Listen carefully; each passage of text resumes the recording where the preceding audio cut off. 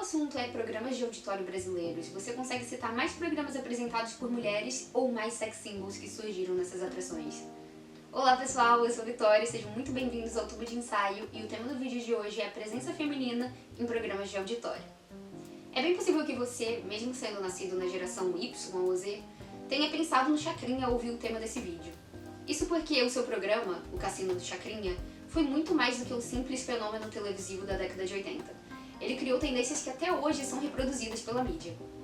No entanto, o seu programa era bem simples e contava basicamente com uma plateia, performances musicais de artistas populares na época, um show de calouros, o carisma do comunicador Abelardo Barbosa e, é claro, assistentes de palco seminuas. Intituladas de chacretes, essas assistentes eram responsáveis não apenas por auxiliar o apresentador no palco do show, como também por cativar a audiência masculina através de suas performances de gênero hiperfemininas, ou, segundo o professor do Departamento de Ciências Sociais da UFJF, Rafael Bispo Santos, suas performances de superfêmea. Esse termo, cunhado por Rafael no artigo Feminilidades a Dedo, serve para demonstrar que, para ser uma chacrete, as exigências iam além do corpo escultural e do interesse pela dança. Era necessário que a mulher apresentasse a todo momento um comportamento sensual e que fosse capaz de evocar uma imagem de excitação, transmitindo assim a noção de que essas assistentes seriam mais mulheres do que qualquer outra. De acordo com Judith Butler, essas performances exageradas de mulheres na mídia servem justamente para denunciar o quanto feminino / ser mulher não é algo tão estável e ontológico assim, mas sim fabricações sustentadas por signos corpóreos e outros meios discursivos. Através dessa repetição estilizada de atos, como danças e trejeitos que a todo momento despertavam um imaginário erótico no telespectador, foi produzida a noção de um gênero hiperfeminino entre essas dançarinas, e depoimentos como o de Rita Cadillac, chacrete que atingiu a maior fama após o programa, em que ela admite que a sua maior fonte de inspiração para suas performances eram drag queens, evidenciam como a sensualidade não é algo inato, mas sim adquirido. Outro quesito importante para ser uma chacrete de sucesso era saber como se singularizar em seu momento vírgula. Essa expressão, utilizada pela primeira vez no periódico Diário de Notícias, serve para demonstrar como essas mulheres eram utilizadas pela produção do programa como um recurso a ser filmado com o intuito de descansar uma imagem extensa em foco. Ou seja, possuíam um papel secundário, porém indispensável para o ritmo do show.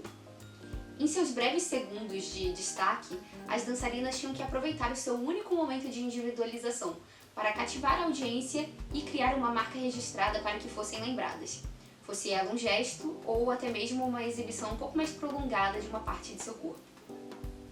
Em julho de 1988, após a morte de Abelardo Barbosa, foi ao ar a última exibição do Cassino do Chacrinha. Devido ao enorme sucesso do programa, é óbvio que diversas atrações que surgiram em seguida utilizaram tendências que foram popularizadas pelo Chacrinha, mas nenhuma delas foi tão aplicada na programação brasileira como o uso das assistentes de palco.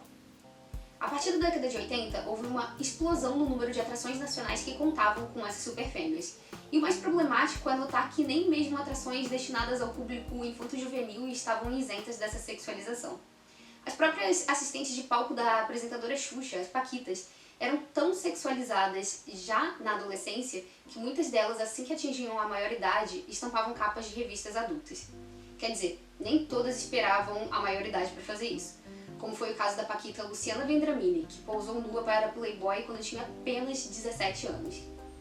Anos mais tarde, no final da década de 90 e início dos anos 2000, novamente os maiores ícones sexys nacionais eram personagens que surgiram em programas destinados ao público jovem, Tiazinha e Feiticeira, do programa H, exibido pela Band.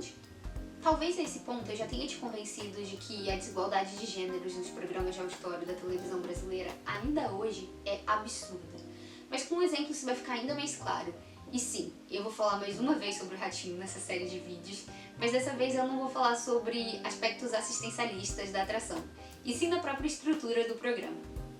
No vídeo sobre reality shows de transformação, eu falo brevemente sobre como o apresentador Carlos Massa era uma figura forte na televisão no fim da década de 90. E eu decidi trazer seu programa novamente para análise justamente porque eu acho que essa é uma das atrações ainda em exibição que mais evidencia suas influências herdadas do Cassino do Chacrinha.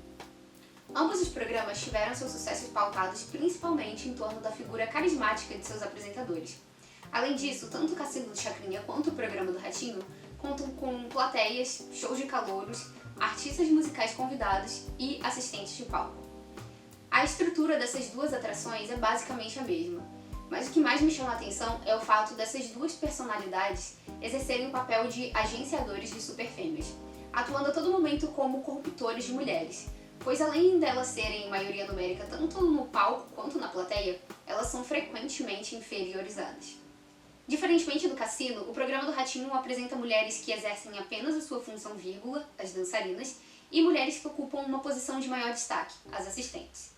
Muitas vezes, inclusive, essas assistentes têm tanto destaque que parecem dividir a função de apresentadoras com o Ratinho. Você pode estar pensando que isso é um avanço em relação ao Cassino, que são novas formas de existência das mulheres nessas produções.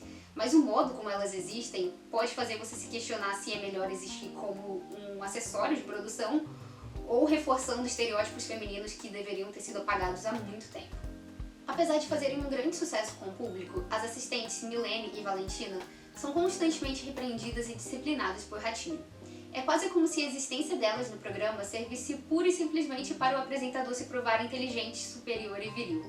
Inclusive, a minha inspiração para esse roteiro veio de um episódio de abril de 2016, em que, em um programa ao vivo, Ratinho chutou Milene que estava dentro de uma caixa de papelão. Depois do ocorrido, ambas as partes disseram que tudo foi apenas um acidente. Essa corrupção de mulheres realizada por Ratinho não se limita apenas às suas assistentes.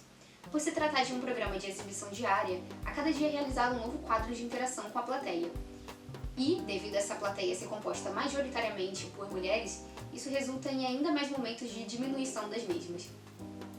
A produção do programa recorrentemente promove gincanas em que os conhecimentos gerais da plateia são testados, e caso o participante não consiga responder às perguntas, além de virar motivo de chacota por parte do apresentador, ela recebe algum tipo de castigo, geralmente envolvendo uma humilhação física, como um balde de água sendo jogado em sua cabeça ou uma bexiga cheia de farinha sendo estourada. Isso sem falar nas perguntas indiscretas do apresentador sobre a vida pessoal da participante, como: é casada? Tem namorado? Ou: ih, essa daí vai ficar pra titia. Essa forma limitada de existência feminina nos programas de auditório pode ser relacionada com o conceito de pacto de visibilidade, nos quais as pessoas aceitam participar de rituais midiáticos de degradação pública e abrem mão do respeito em nome do espetáculo. No programa do Ratinho, assim como no Cassino do Chacrinha, é evidente uma hierarquia entre os gêneros.